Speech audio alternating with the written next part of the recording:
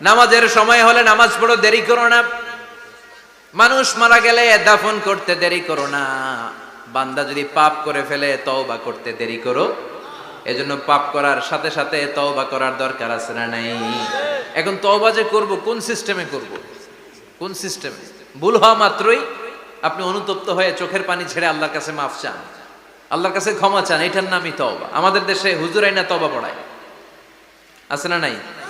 আনন্দপুরে এগুলা নাই, আছে না? কয় ইমাম সাহেবরে নিয়ে আয়, খতিব সাহেবরে নিয়ে আয়, হাফেজ সাহেব হুজুরের নিয়ে আয়, তওবা পড়া। না, তওবা পড়ানো লাগে না, আপনার নিজের তওবা আপনি নিজেই পড়বেন। আপনি অনুতপ্ত হয়ে চোখের পানি ছেড়ে আপনার আল্লাহরে ডাক দেন, ডাক দেয়া মাত্র তিনি সাড়া দেবে। চিল্লায় বলেন ঠিক কি না?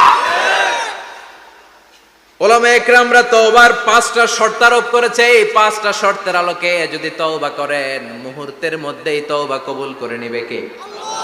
এক